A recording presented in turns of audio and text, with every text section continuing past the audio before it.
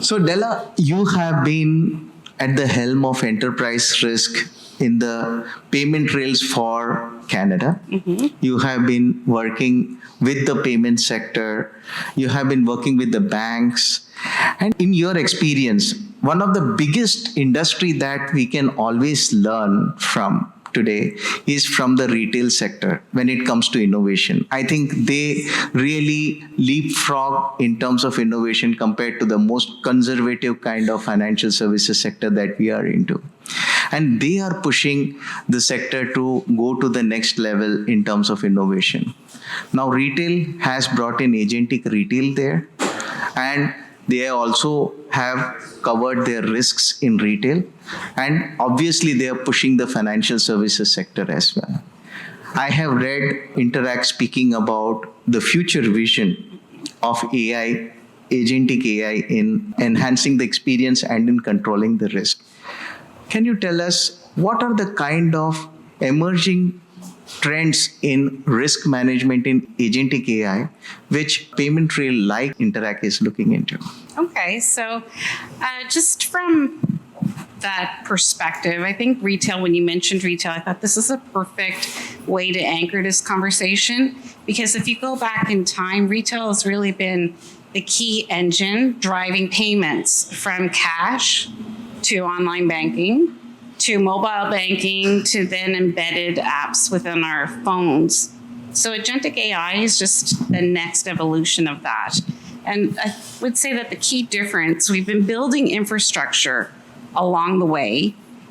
Core to that has always been around that trust layer, around potential fraud. So those things aren't changing.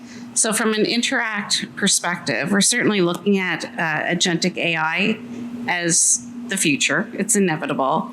And our position is Canada really needs to be at the helm of driving what that agentic AI infrastructure looks like, particularly from a trust perspective. So Interact's been in the payments business since its inception, and it's more than just about moving money around. Interact is really fundamentally about those trusted transactions. So it's ensuring that we understand, or the systems understand, who is initiating that transaction, that we detect any potential fraudulent activity, all the way to the end of that transaction getting to the intended recipient. So from an agentic AI perspective, I think it's really important that we're thinking about what does this mean from a Canadian perspective. There's certainly a lot of talk and focus on Canadian sovereignty right now.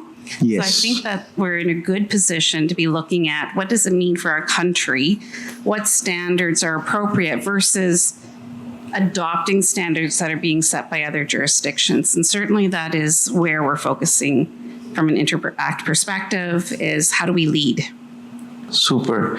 And of course, as a nation's rail, it has always been a perspective that the risk management at Interact is definitely one of the most important standards that every bank, every financial institution is looking towards. Now, when you are looking at innovations that are coming into this space, especially in the risk and compliance space, what are the kind of innovations that you foresee, or what should be there in your wish list in terms of these innovations? So I would start with, let's not throw the baby out with the bathwater. I think there's a lot of noise right now happening with respect to AI, agentic AI, and what does it mean, and fears around, oh my gosh, what happens when my machine is making payments on my behalf, or AI. And quite frankly, we already have infrastructure that is established to support those types of transactions. So when you're thinking about what does the future look like, it's starting with the foundation that we already have. It's all about trust. It's about the identity of the initiation. What's going to change is the identity doesn't have to be a human anymore. It can also be an agent. And I think that's a material difference that we're kind of paying attention to, because there's all kinds of different risks that can happen in terms of what happens with identity drift, as an example. The other key change is the scale and velocity of which AI payments and transactions can be made versus the human to human or business to business. Interesting. From your wish list perspective, what do you see is in the wish list when it comes to these kind of innovations? Yeah, so my wish list in terms of innovations is to stay focused on that trust layer and to not get too hung up on just the technical capability or the speed, but ensuring that the conditions and constraints and permissions on things like privacy, ensuring that controls such as permissions around in payment space, like who can make a payment on my behalf? What are the parameters I may want to codify an agent to do? And what is the alerting when something goes wrong? And it also leads into other areas that are different, such as liability, because now we have machines in the loop. And then how do you have that traceability in terms of when something does go wrong, who's to blame, who's liable? So from an innovation perspective, this is what I've seen throughout my career working with vendors, quite frankly, is it's all about the cool thing. It's all about that capability and where in my experience, there's been a lot of work to get a technology to actually be fit for purpose within an organization like a bank. It's not the technology. And I'm not saying that it's easy, but it's not the hardest part. The hardest part is that control layer. It's around the privacy, the security, the governance, and ensuring that you have that traceability around, who those authorizations. Also is the responsibility. I remember one of the cases of Air Canada long ago, where there was a customer who was given a wrong information by AI about his flight. He missed the flight. And then the customer care calls him up and says, hey, that was AI that gave the information. And then there was this wonderful case of a suit against the airline. And of course, it was decided in favor of the customer. So the responsibility to the organization. And of course, in cases like yours, which is every data is money.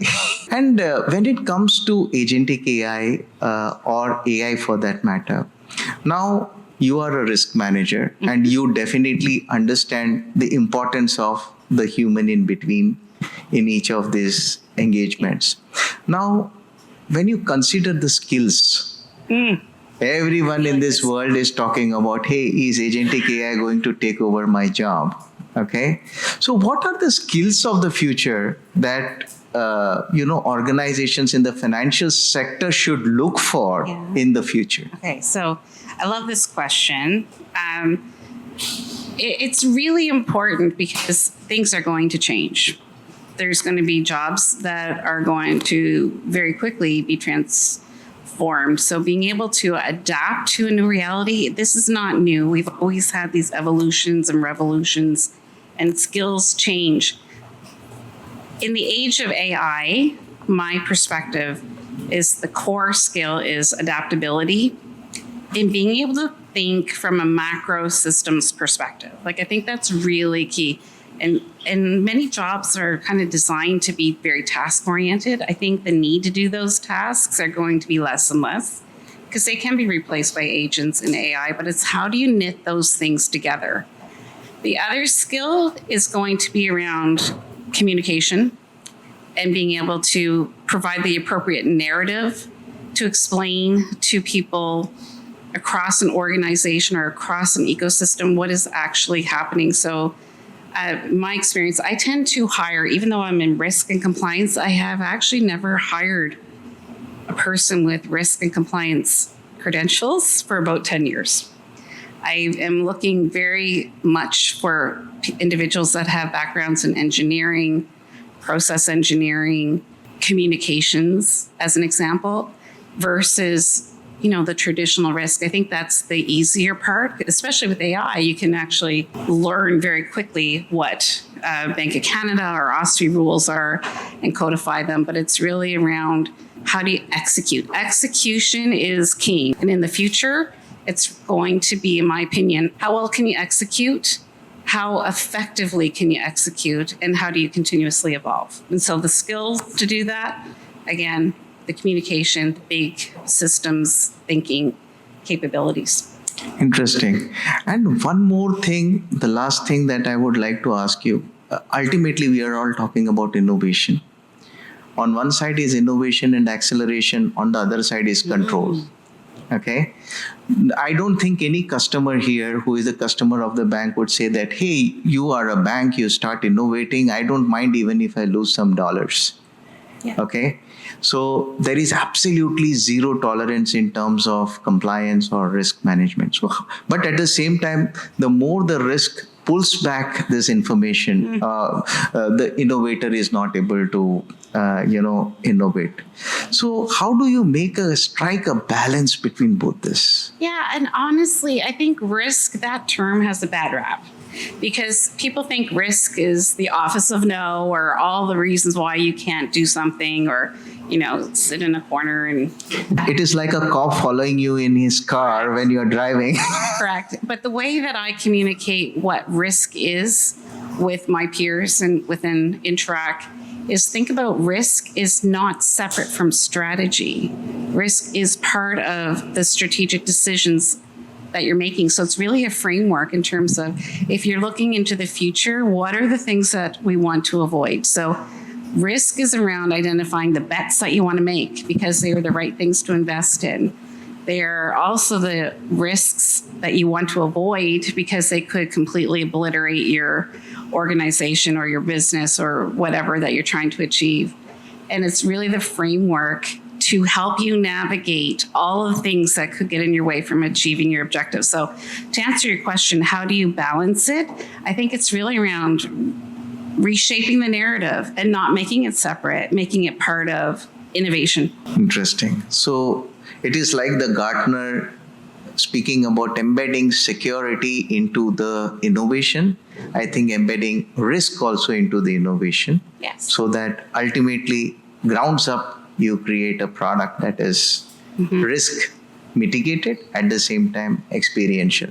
Wonderful, Della. I think we have had a great conversation. Thank you very much, Della, for this wonderful conversation. I to AI, the intelligent finance fraternity.